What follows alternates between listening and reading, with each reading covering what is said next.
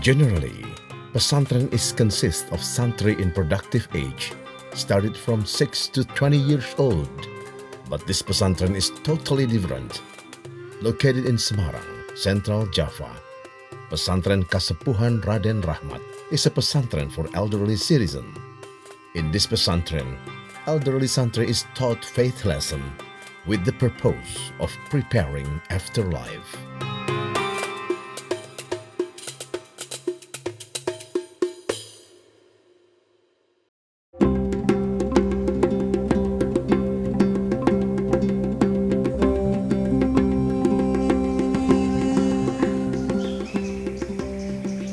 Gedong Village, Semarang Regency, Central Java, Indonesia, is a beautiful and peaceful place, far away from the urban bustle. In this village, there is a pesantren for elderly citizens, named Pesantren Kasepuhan Raden Rahmat.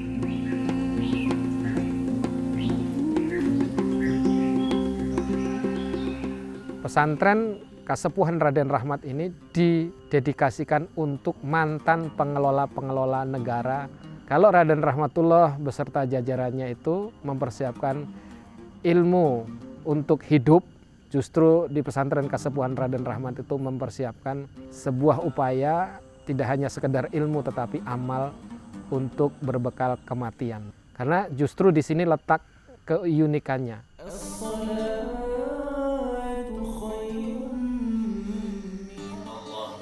Basically, pesantren's philosophy is an institution where life has a specific purpose or a place for staying or studying. Pesantren is a place for revealing self-potential and resulting feedback for society. Hadis Rasulullah SAW bahwa kita diminta untuk belajar itu dari buen sampai liang lahat. Dari semua yang kita lihat, hampir semua pesantren, hampir semua lembaga pendidikan itu belum sampai di yang terakhir tuh. Mungkin agak risih mungkinnya, tapi buat saya ini satu keseriusan tersendiri. Maka ini benar-benar menjadi konsentrasi kita mempersiapkan orang yang ingin menyongsong kematian dengan baik. Seapi-apinya manusia, sebaik-baik manusia itu yang paling banyak manfaatnya untuk orang lain.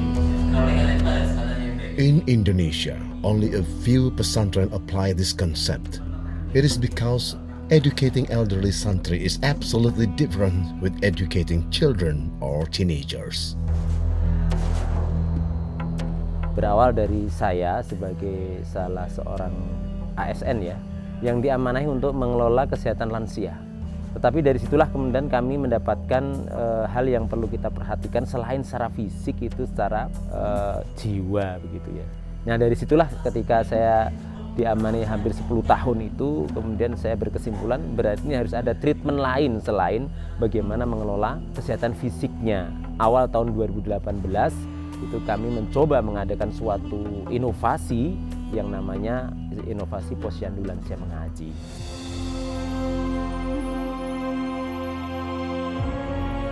The founder really admires one of the figures of Wali Songo. He is Raden Rahmat or Sunan Ampel. Raden Rahmat was a visionary and great figure. He prepared and practiced dakwah well. So the name of this pesantren is inspired by Sunan Ampel or Raden Rahmat. Jadi terkait dengan rojiro, jadi kalau kita ada olahraga ya, di olahraga kita simbolkan olahraga dan olah jiwa ya, dan olah rasa. Itu bermula dari ya pendalaman yang agak lama ya, memang selain dari Al-Quran dan Sunnah Rasul ya, dari nyanyian lagu kebangsaan kita Indonesia Raya itu kan ada bangunlah jiwanya, bangunlah badannya ya. Yang saya tangkap itu ada 3 olah yang semestinya harus dilakukan untuk mengelola lansia itu.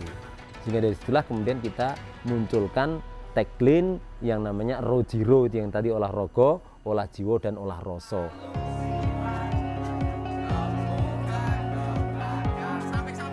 At their old ages, santri in this pesantren are identical with weaker body, decreased memory, also unstable emotional level. But this condition cannot be avoided, and becomes a challenge for the administrators and teachers in Pesantren Kasepuhan Raden Rahmat. Saya termasuk yang tidak setuju. Membersamai lansia itu apaan sih? Orang sudah sepuh tinggal tunggu wafatnya, apaan sih? Seakan-akan kita menghadapi sebuah kesulitan yang tidak mungkin bisa. Saya salah satu orang yang tidak percaya, bahkan sampai saya literasi dan menemukan ada tabi'in dari mazhab Hanabilah, yaitu Imam Hasan bin Ziyad. Beliau itu tersadarkan diri ingin belajar agama dengan baik itu saat umur 80 tahun. Maka kita meyakini selain menghantarkan lansia untuk menyongsong kematian, lansia itu bisa dihantarkan untuk menuju masa keemasan kedua. Masa keemasan kedua ini lebih ke kebahagiaan ukhrawi seperti itu.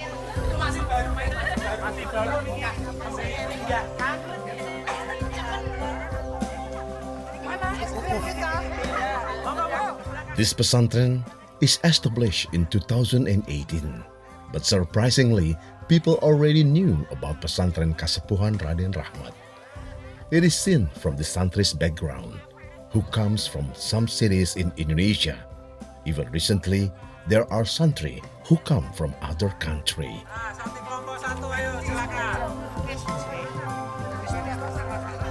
Saya itu cari-cari di YouTube beberapa bulan sebelum masa pensiun saya. Nah, jadi ketemulah saya di YouTube itu Pesantren Raden Rahmat ini. Saya semakin cari informasi tentang ini. Kami berkesimpulan inilah yang paling bagus yang kami temukan. Maka pada waktunya itu saya berangkat ke sini.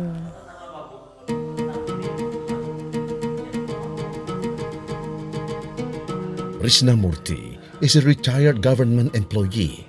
She has a strong will to leave material things behind and become a santri in Pesantren Raden Rahmat.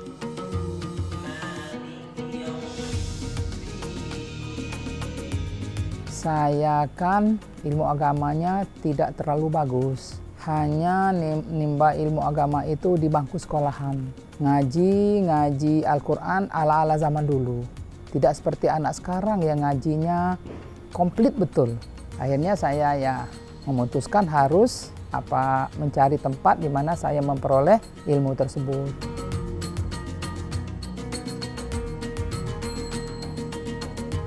Far away from kids and her family doesn't make Risna Murti feel sad, because now she has a specific purpose of life.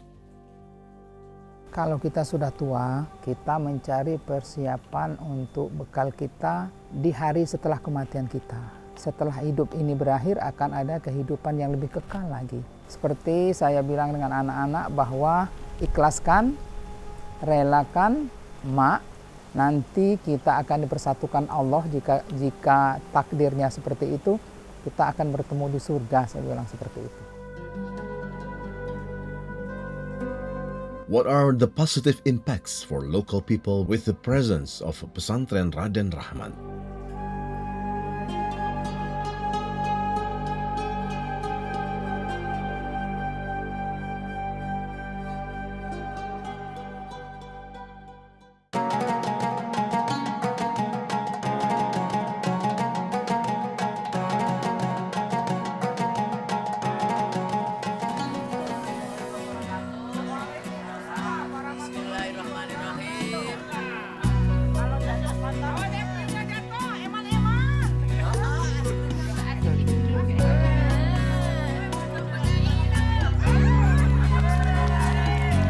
Santri's activity in Pesantren Kasepuhan Raden Rahmat is not only conducted indoor or in a classroom, but also outdoor. In the middle of the rice field at Gajah Mungkur mountain slopes, the elderly santri can breathe the fresh air, mind refreshment, and body healing too.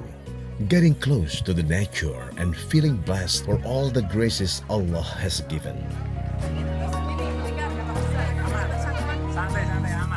Alhamdulillah santri kita ini sekarang sudah mencapai 685.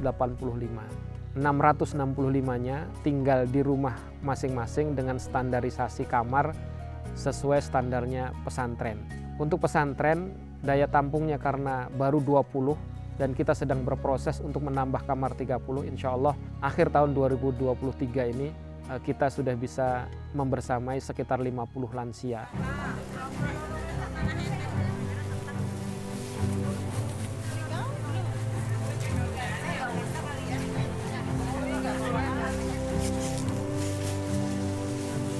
Ada yang menarik, ternyata santri itu tidak hanya sekitar pondok, kalau di bahasa Jawanya namanya santri Magersari.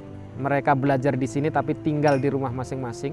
Kemudian ada santri mukim yang berasal dari luar kota. Kemarin baru saja kita kedatangan penduduk Indonesia yang sudah memiliki kewarganegaraan di Belanda, Jerman, dan Singapura itu silaturahmi ke sini. Tertarik dan mohon maaf, langsung booking untuk menjadi santri inden. Jadi teman-teman Indonesia yang sudah lama tinggal di luar negeri dengan penuh kesenangan, ternyata mereka ujung-ujungnya pengen bahagia di Indonesia.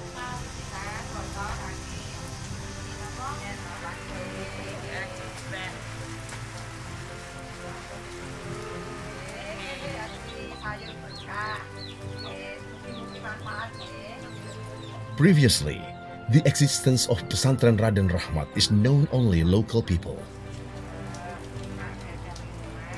Orang-orang mengenal awalnya pesantren warga karena pesantren ini hanya melayani warga sekitar pondok ini, tapi hari ini alhamdulillah hampir di seluruh kota-kota besar di Indonesia keluarganya berdatangan untuk menitipkan orang tuanya untuk membersamai beliau merancang pulang penuh bahagia.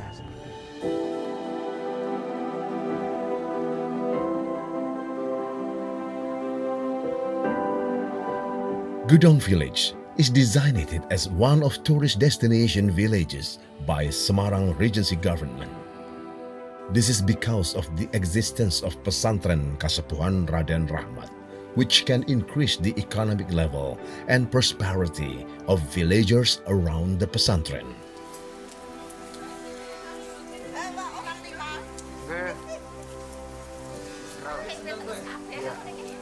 Sehingga saya berharap ketika pondok pesantren ini berkhidmat untuk masyarakat, itu tidak menunggu apakah dia muslim atau tidak muslim. Perintahnya adalah kita diminta untuk menghormati orang tua, bukan menghormati agamanya. Karena agama orang ini bisa jadi di akhir-akhir hayat. Nah, inilah yang kemudian kita sering ketika beramal itu terlebih dahulu menanyakan, apakah Anda Islam? Buat pesantren Kasepuhan Raden Rahmat, berkhidmat itu kepada seluruh umat, bukan sekedar umat muslim saja, tetapi seluruh umat manusia seperti itu.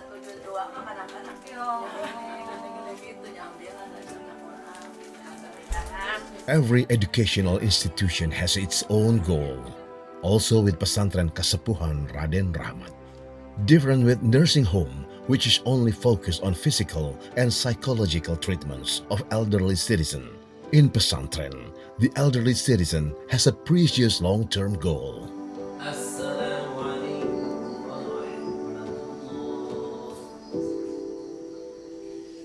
Bagaimana untuk menjadikan mereka itu husnul khotimah? Jadi lansia yang datang ke kita itu tidak kosong. Tentu ada sisi negatifnya, ada sisi positifnya. Nah, sisi negatifnya inilah kita kurangi, sisi positifnya justru ini kita kembangkan, bahkan kita munculkan.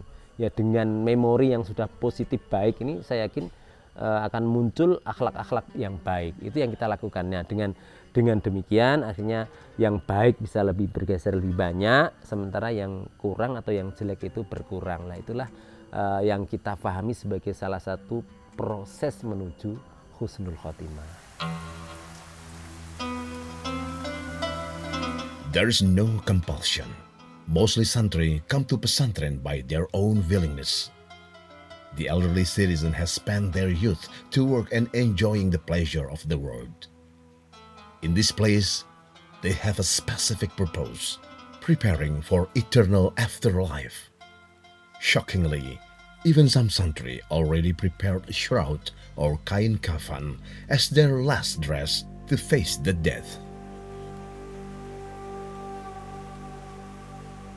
Jadi dalam mencapai kebahagiaan itu, ayah bunda kita ini ternyata sudah lebih siap dan ketimbang kita yang membersamainya.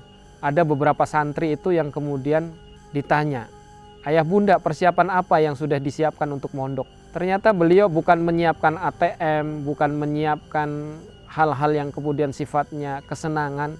Beliau menunjukkan kain kafan dengan segala perlengkapannya. Dan ini ternyata menginspirasi untuk lansia yang lain kemudian juga berebut untuk berpesan. Rata-rata di sini sudah berpesan kepada kami pengurus untuk menyiapkan kain kafan untuk beliau-beliau ini.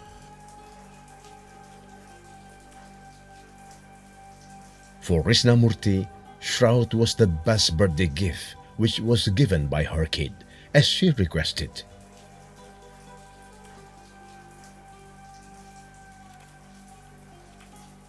Saya itu punya 2 kapan sebenarnya. Kain kapan yang satu saya tinggalkan di Bandar Lampung, itu belum dijahit. Itu hadiah ulang tahun anak saya. Yang satunya lagi saya beli sendiri, sudah dipotong yang saya bawa ini. Karena 1 jam pun tidak ada yang bisa menjamin bahwa kita masih hidup. Tanpa sepengetahuan keluarga, kain kapan itu saya bawa.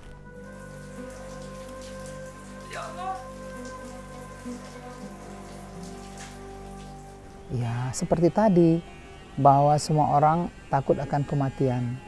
Takut karena tidak membawa amalan-amalan yang banyak, pahala-pahala yang banyak. Nah, kita harus menambah amalan, menambah ilmu tentang agama itu. Kalau takut, pasti takut, siapapun takut. What is the elderly santri's background who come to Pesantren Raden Rahmat?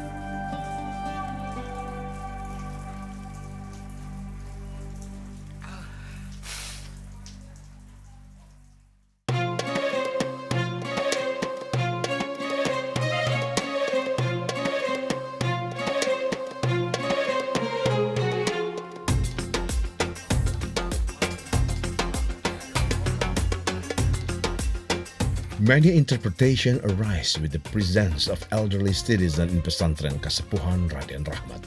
Some people may consider this as a life complement after enjoying youth era, but the rest may consider in an opposite way. How can old parents are being abandoned by their child in a pesantren? Is it a child's disobedience to parents? Apakah anak-anak yang menitipkan ke sini termasuk durhaka kepada orang tua? Pertanyaannya, apakah orang tua ketika menitipkan anaknya di pesantren termasuk orang tua durhaka? Kan tentu tidak. Maka menitipkan orang tua ke pesantren bukan lagi durhaka, sebagaimana orang tua menitipkan anak-anaknya di pesantren. Itu adalah sebagai bentuk pemuliaan. Naiknya gitu, semangat konfa.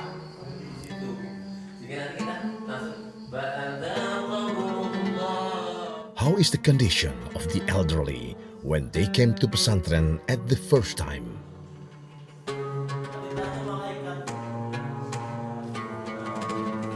Delapan dari 10 yang datang itu bermasalah, baik secara fisik maupun secara kejiwaan. Bahkan ada sebagian yang secara sosial. Saya yakin lansia yang datang ke sini dengan niatan itu dan mereka mau, karena ada korelasinya, mereka mau berniat, insya Allah dari situlah kami yakin akan bisa. Dan alhamdulillah kita dapatkan memang dari yang tidak bisa sama sekali dalam waktu minimal 1 tahun atau bahkan ada yang lebih cepat dari itu bisa baca Al-Quran.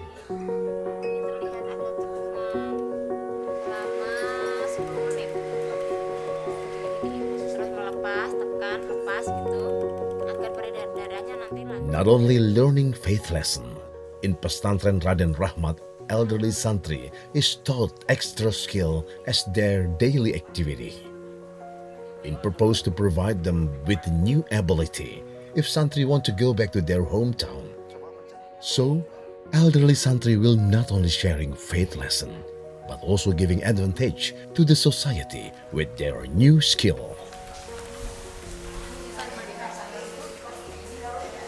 Selain hal-hal yang bersifat ubudiyah, konsentrasi kita juga terhadap hal-hal yang bersifat ya muamalah dan duniawiyah. Bagaimana pondok pesantren juga membekali keterampilan-keterampilan yang berguna bagi kehidupan real di masyarakat ya, mulai dari kerajinan ya, dari pembuatan tempe ya, kemudian aksesoris, hiasan dan seterusnya. Juga diajak untuk mengenal cocok tanam, ya, bahkan ada beberapa pelatihan karena saya membidangi urusan peribadatan, ya ada hal-hal yang kita khususkan, seumpamanya kursus sholat khusyuk gitu ya selama beberapa jam gitu.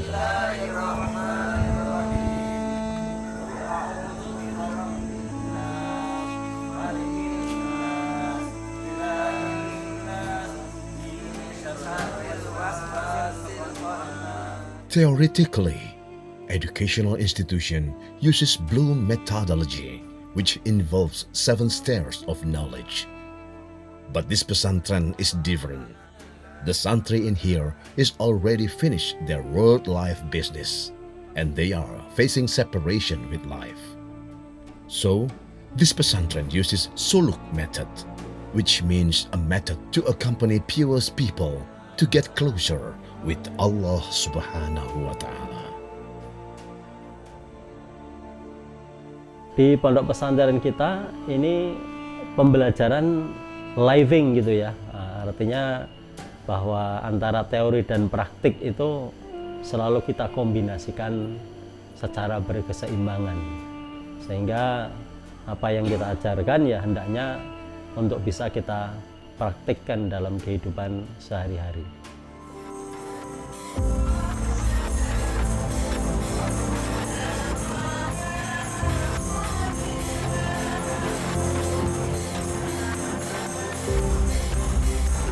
For staying santri, this pesantren is their new home, a place where they live every day and socialize with other elderly santri. They do not feel bored, even got excited and enjoying their daily life in this pesantren.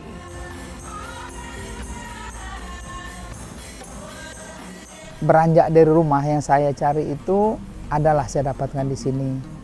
Belajar ngaji, belajar bersosialisasi dengan teman-teman yang ada di sini, kemudian dengan mendengarkan kajian-kajian yang disampaikan oleh para ustadz, itu akan membuka wawasan kita bahwa ilmu itu memang diperlukan.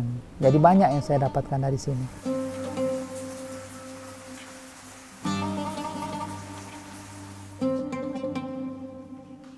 Risnamurti is an example of santri in Pesantren Raden Rahmat.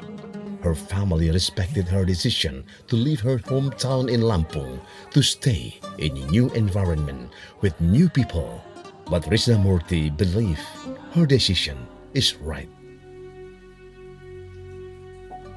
Kalau udah di umur seperti saya ya, melihat umurnya yang seperti saya tetapi masih mengabaikan sholatnya dan sebagainya, ya memang salah besar. Saya pun juga, saya pikir kesini pun terlambat, tetapi karena saya kan bekerja, baru Oktober kemarin saya pensiun. Semua masalah saya tentang dunia ini dengan anak-anak saya sudah saya selesaikan. Jadi tidak ada lagi yang menjadi unek-unek. Kalaupun saya punya rezeki, sudah saya bagikan untuk mereka.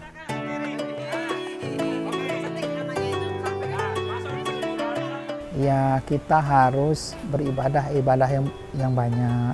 Beribadah itu ada ilmunya, kita harus belajar ilmunya. Terutama sekali baca Al-Quran. Saya bisa baca Al-Quran dengan lancar. Dari kampung pun, dari Bandar Lampung pun saya bisa baca Al-Quran dengan lancar. Tetapi lancar itu belum tentu benar. Dan akhirnya ketika di sini memang benar bahwa bacaan saya itu banyak yang belum pas.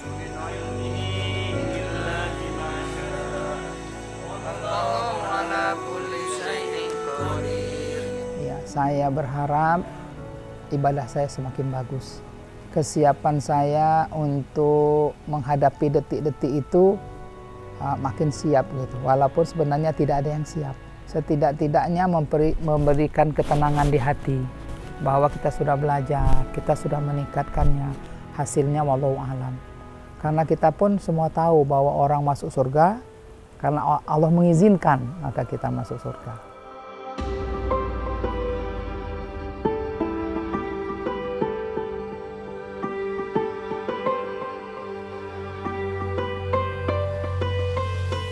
there is a life as well as death.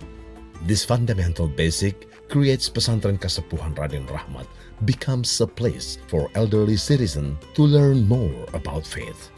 Youth era was absolutely spent for working and fulfilling life's needs.